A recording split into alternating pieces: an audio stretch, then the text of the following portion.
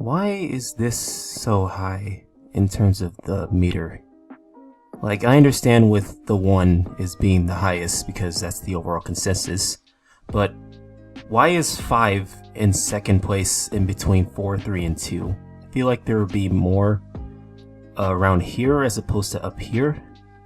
That's very concerning. Not cool, more like not meant to exist. Okay, that was a little harsh. When I say this, I don't mean the movie itself shouldn't exist. I think all movies should exist, good and bad. It's good that people want to make movies and put their work out there for people to see. And whether it turns out to be a good flick, we can see it as like, oh wow, this is a really good flick. This definitely deserves a lot of attention. And if it's a bad one, then, you know, people can see it for themselves. I'll watch it as well and I'll say, okay, so here's some things we can learn from. There's always something to learn from good and bad. However, if your film is offensive, this is how I always pictured black people playing this game. Insensitive. Anastasia. A stripper? What? I mean, with a name like that, she's either a Disney princess or a total slut. Painfully unfunny. Woo! I got 3 words.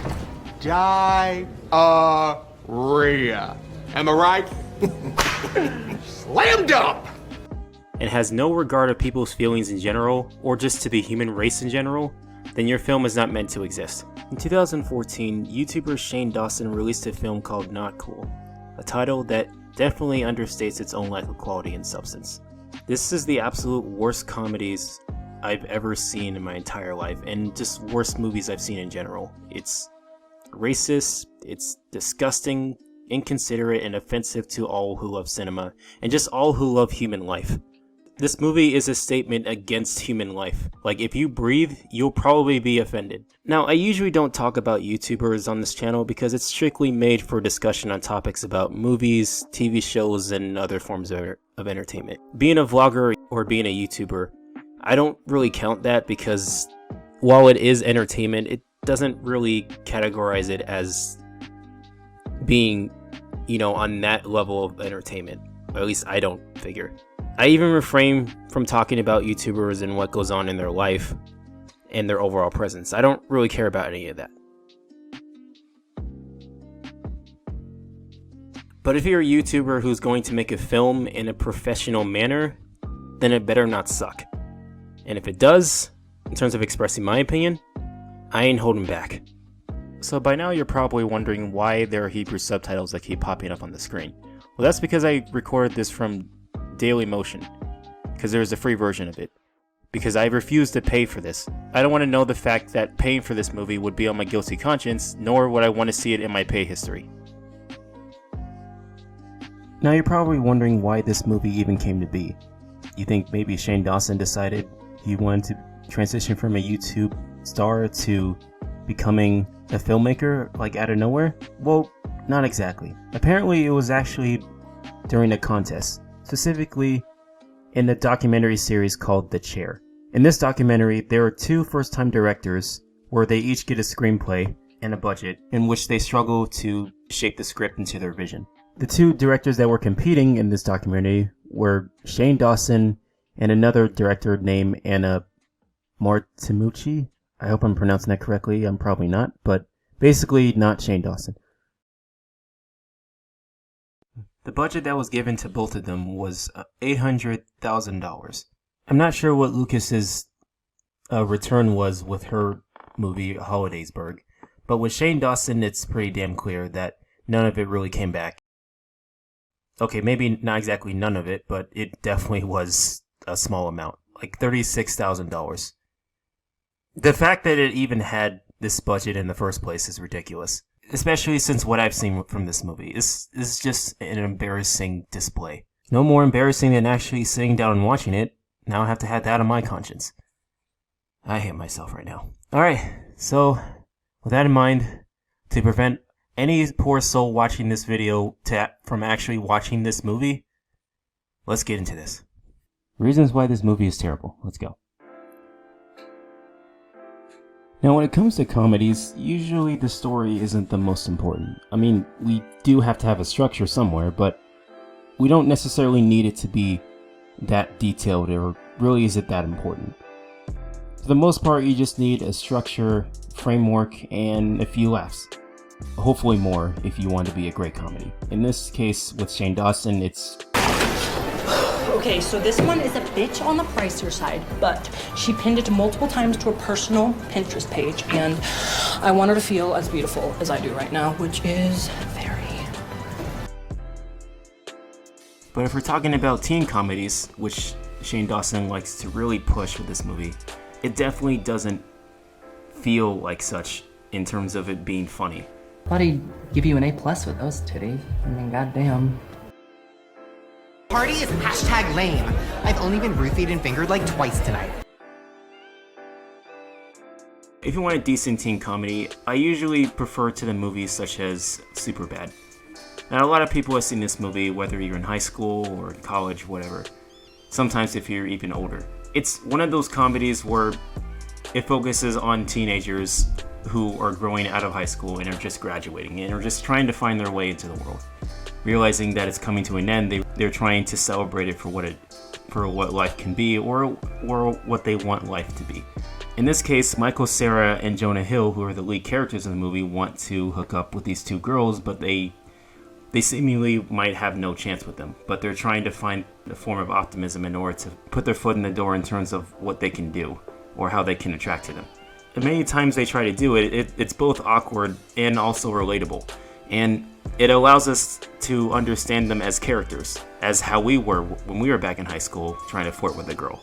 Or just talk to them, in a sense. It's really important to point this out because while it has that raunchy sort of humor, it still allows people to understand who these characters are because it makes us understand ourselves when we were that age. So while it has the raunchy comedic moments, it still has story and character. Most importantly, it's funny. It's all funny. You know when you hear girls saying like, "Oh, I was so gone last night, I shouldn't have slept with that guy." We could be that mistake. It's a really funny movie, and if you haven't seen it, I do recommend it. But for the most part, in terms of a teen comedy, that's a great example of that. It does keep the focus where it should be, which I said before was story and character. In this movie, our main character, Tori, hates everyone and everything in pretty much her entire life. Okay? And that's mostly because she hates high school and how it treated her. And then she meets the guy played by Shane Dawson, who ruined her life in high school. And for some reason, they have a relationship with each other, and the whole movie is them getting along with each other. Okay, that's strange, kind of messed up, but okay. And then unrelatedly, there's also another guy who they all happen to be friends with, or may have any relation to each other, is an alumni of a high school trying to hook up with the girl who still goes to that high school. What the f***? What brain-dead idiot thought that was a good idea? Not to mention there are multiple times where the characters are actually stalking each other.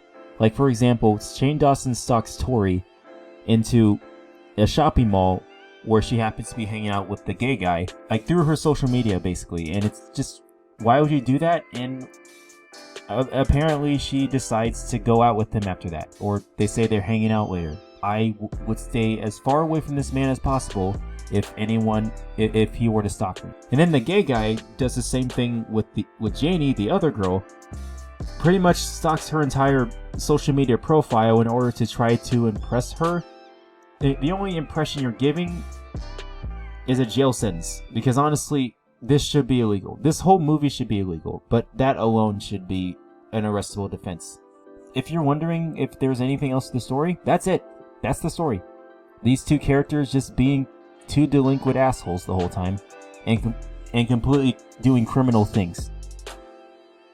Okay, yeah, if we're supposed to support them, then I support the death sentence to both of them. Because 20 years in prison clearly isn't going to make them learn anything. This is all introduced in the first maybe 5 or 10 minutes of the film, and from that point you're already just completely disgusted by the entire plot. And I haven't even touched the surface of what happens later in the film, or anywhere else in the film for that matter. The story itself is completely backwards in terms of how it wants to execute itself. Like, there's supposed to be this whole thing with them trying to get along and trying to use what's called the fuck it list. And basically, it's supposed to teach Shane Dawson how to do better with his life. You were supposed to take lessons from the list and apply them to your new life in New York. You're supposed to kick ass in school and meet new people and have all these great experiences. You're not supposed to retreat back to whatever is easy for you. Even though everything that they do has nothing to do with being better with your life. Because one of them includes taking a shit in front of their ex's house. Then there's buying a sex doll. And then there's breaking into a high school and into a football stadium. Shaving your head, because apparently that makes you a better person. Changing your hairstyle, it makes you a better person. Well, why don't you shave her head? Like, maybe that can make you a better person. Nothing that happens within the story has any real value or any real merit, and doesn't really justify everything that happens. It's just shock value for shock value, and it's really disgusting to watch. And the story barely scratches the surface in terms of what makes this film so terrible. But yeah, that's the story. This is the story that we're working with. It's basically a terrible premise with incredibly unlikable characters. Speaking of characters, let's start off with Tori. So Tori is basically this emo girl who basically hates everything and everyone, basically because she's the emo girl.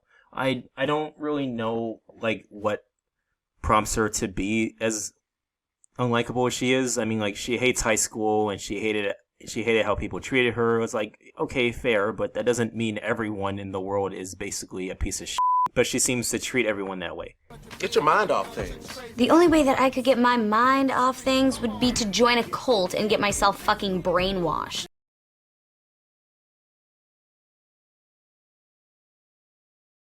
I hate everything and everyone. It's kind of my thing. So, like, maybe she hates the color of her own hair, and that's why she hates the world. It doesn't really make any real sense, but it makes her incredibly unlikable. What shocked me the most is the actress playing the role. You may not actually know her just by looking at her, but you do recognize her voice.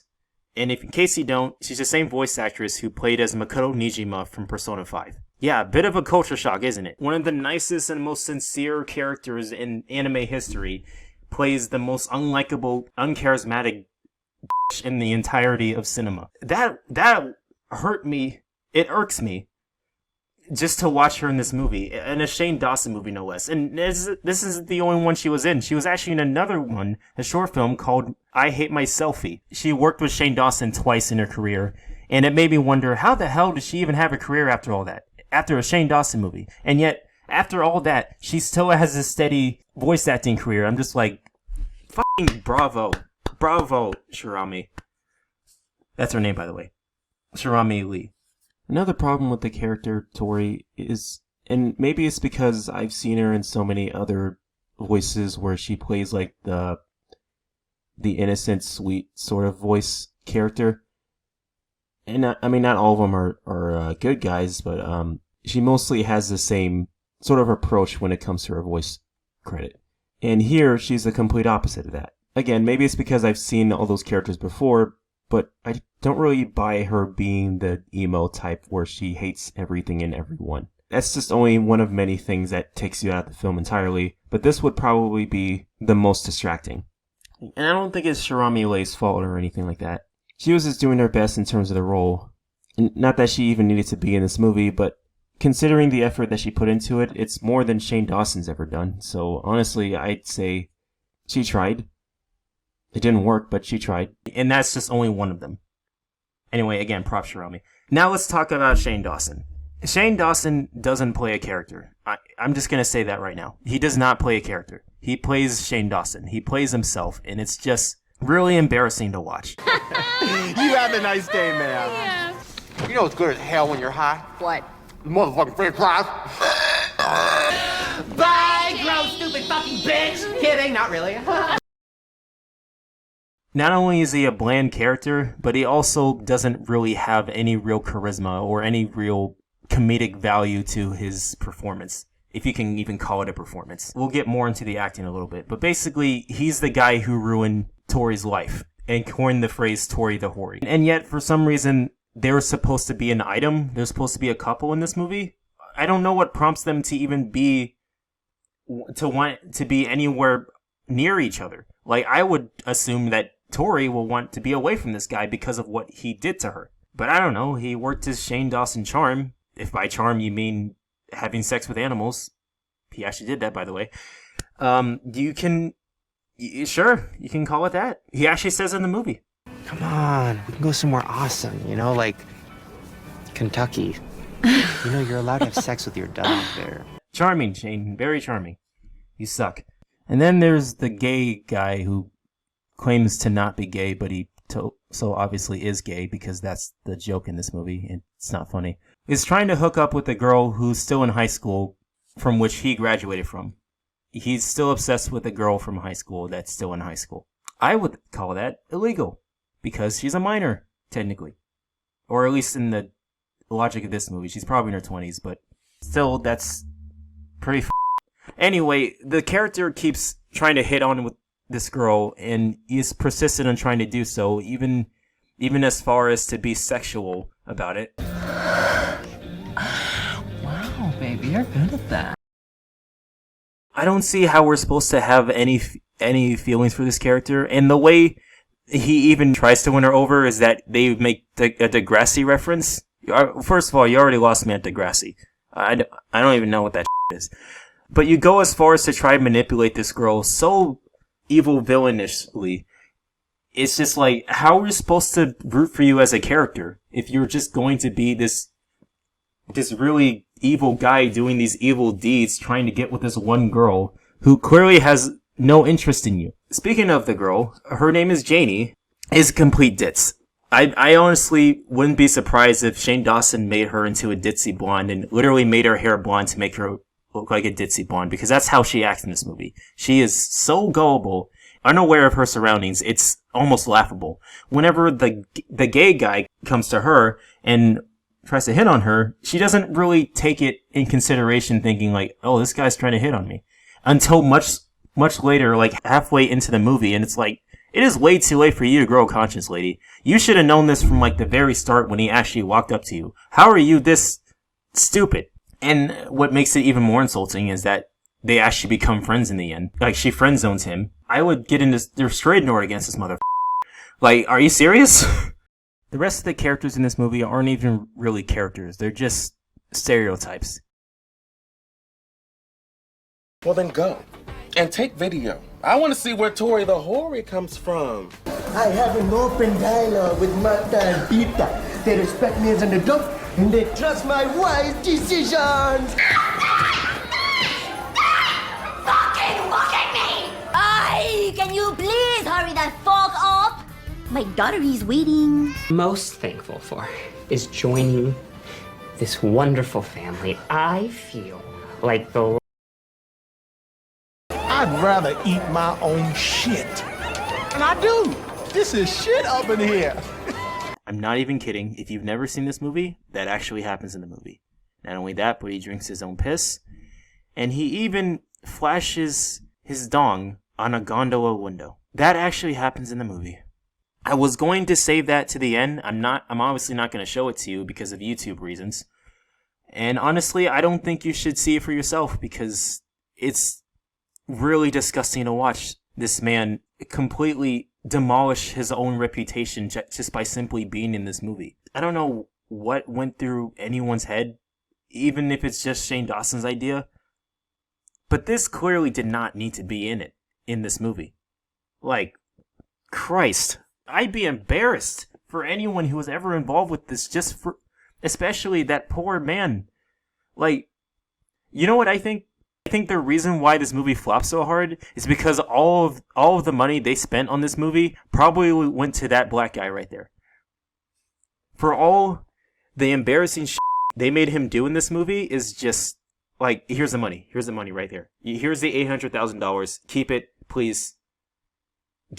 Please get yourself all the help that you need. You definitely deserve it. Or at least that's what I would do if I would subject this poor man to do this. You did not have to do that, Shane. You did not have to do any of that. You didn't have to make this movie either. I put both acting and dialogue because they kind of go hand in hand. On one hand, the acting is competent, per se. It's more like everyone does their job in being as unlikable and as ridiculous and over the top and just all around distasteful. Like, everyone does a good job at that. And mostly because the dialogue is just complete garbage. Them being passionate about the dialogue in terms of their acting only emphasizes how terrible the whole movie is executed. Again, Sharami Lee is the only one who actually really tries the most out of everyone. Even outshines the main star who we're supposed to focus on, and who made the movie in the first place. In between the two characters who actually have any resemblance of humanity, ironically, is Sharami Lee and Shane Dawson. The two hitting it off as a couple in this movie isn't entirely unbelievable, but the things that they do is really distasteful and unlikable. They try to take a crap in front of someone's yard, they moon on the window of a gondola, they break into a football stadium. Like, nothing they do is really all that tasteful. It's really hard to watch. And then there's Janie and the gay guy who's supposed to have that same believability in terms of their chemistry, which there is none. All it is just him trying to force himself onto her. Again, being a high schooler, she's not even of age. But their acting is emphasizing just what makes this scene so horribly thought out. And to see it in action, it just makes it even worse. It's like watching a complete psychopath trying to be a likable person. And going back to the side characters, all there is just they have to scream and yell.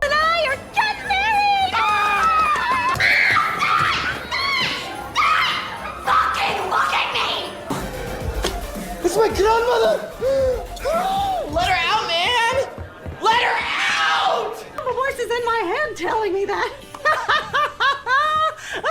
Hey, Tor, can you get the door? Hit the dance floor? They just come to... Is this guy stalking you? What the fuck? I don't think every character has to do this. Maybe one character at the most, but not every single one of them. This movie is like the effects of after you use drugs. I've never even used drugs before, and I'm feeling the side effects. It's just horrible. And now we reach the final nail in the coffin as to why this movie just doesn't work as a film: the comedy. This is probably one of the worst comedies I've ever seen in my life. This is the most embarrassing display of filmmaking I've ever seen in my life. Whether it's a comedy or any other genre, it's not even, I can't even say it's laughably stupid, because you're not laughing. You're not laughing at this shit.